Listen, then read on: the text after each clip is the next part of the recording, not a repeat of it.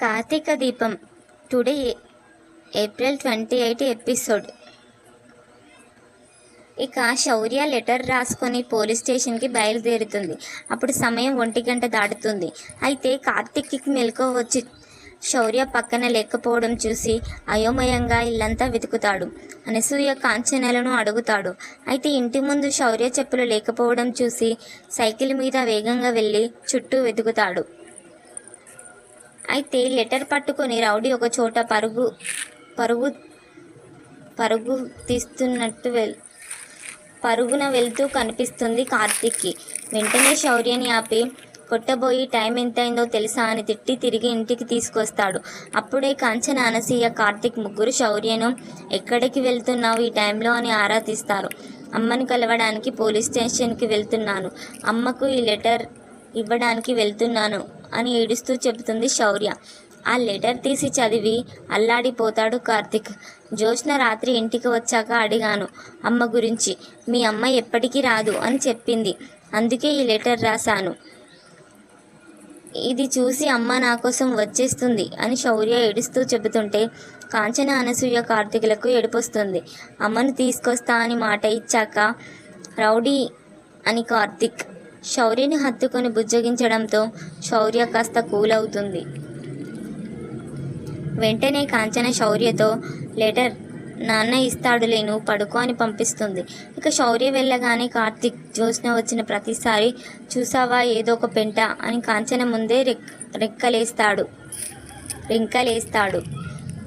ఇక అప్పుడే ఆ మాటల్లోనే కార్తీక్ ఆవేదనగా, అసలు జ్యోత్స్న కాకుండా దీపక్ ఇంకెవరైనా శత్రువులు ఉన్నారేమో తెలుసుకోవాలి అనగానే అనసూయ, ఉన్నాడు కదా బాబు ఆ విధవ గౌతమ్ అంటుంది. వాడు నిశ్చితార్థంతోనే పోయాడు కదా అంటాడు కార్తీక్. అంటే వాడు దీపక్ వార్నింగ్ ఇవ్వడానికి మన ఇంటికి వచ్చాడు కదా అని అంటుంది అనసూయ. కార్తీక్ షాక్ అయి పైకి లేస్తాడు. ఏంటి ఆ గౌతమ్ ఇంటికి వచ్చి దీపక్ వార్నింగ్ ఇవ్వడానికి వచ్చాడా? ఎప్పుడు అంటాడు షాక్ అవుతూ. నిశ్చితార్థం ఆగిపోయిన తర్వాతే అంటుంది కాంచన కాస్త భయపడుతూ. మరి నాకెందుకు చెప్పలేదు అంటాడు కార్తీక్ కోపంగా. నువ్వు వెళ్ళి వాడితో గొడవ పెట్టుకుంటావని అంటుంది కాంచన. వాడి ఇంటికి వచ్చి వార్నింగ్ ఇస్తే నాతో చెప్పకుండా ఎలా ఉంటారమ్మా అంటాడు కార్తీక్ కోపంగా. బాబు వాడు దీపకే కాదు అందరికీ వార్నింగ్ ఇచ్చాడు, నోరు అదుపులో పెట్టకమని తిట్టి పంపేశామంటుంది అనసూయ. ఆ రోజు గౌతమ్ ఇచ్చిన వార్నింగ్ అంతా వివరంగా చెబుతుంది అనసూయ. దాంతో కార్తీక్కి క్లారిటీ వచ్చినట్లుగా, ఎస్, దీపా చేతిలో గన్ పేలకుండానే ఆ బుల్లెట్ మామయ్యకి ఎలా తగిలిందో నాకు ఇప్పుడు అర్థమైంది అంటాడు నమ్మకంగా. రే గౌతమ్ దొరికావురా అని కార్తీక్ రగిలిపోతాడు. సీన్ కట్ చేస్తే మరునాడు ఉదయం గౌతమ్ దగ్గరికి వెళ్ళిపోయి లాగి పెట్టి కొట్టేస్తూ ఉంటాడు కార్తీక్. నన్ను ఎందుకు కొడుతున్నావు? హే కార్తీక్ నీకేమైంది? నన్ను ఎందుకు కొడుతున్నావు అంటూ అరుస్తాడు. ఏరా నువ్వు నిజంగానే మొగాడివేనా అంటాడు కార్తీక్ ఆవేశంగా కాలర్ పట్టుకొని. మీసాలు గడ్డలు తెలియడం లేదా అంటాడు గౌతమ్ కోపంగా. మగాడిలా కనిపించడం కాదురా, మగాడిలానే బతకాలి.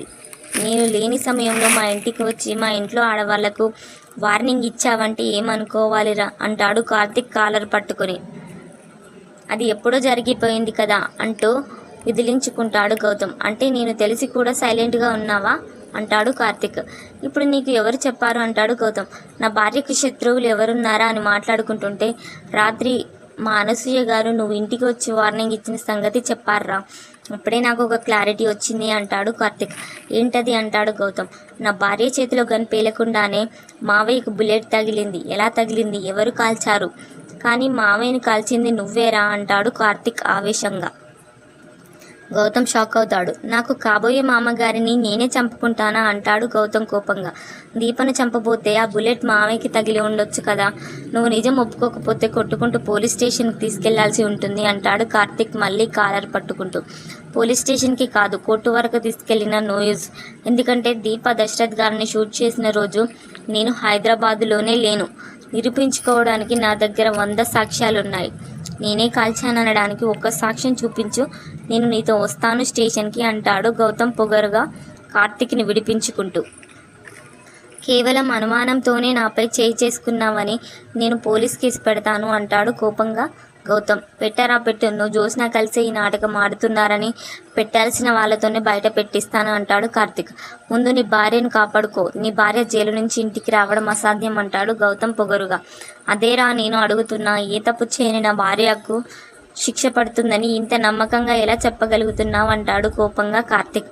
బుల్లెట్ దిగినప్పుడు నీ భార్య చేతిలోనే గన్ ఉంది కదా అంటాడు గౌతమ్. కానీ బుల్లెట్ వచ్చింది వేరే గన్ నుంచి అంటాడు కార్తిక్ నమ్మకంగా.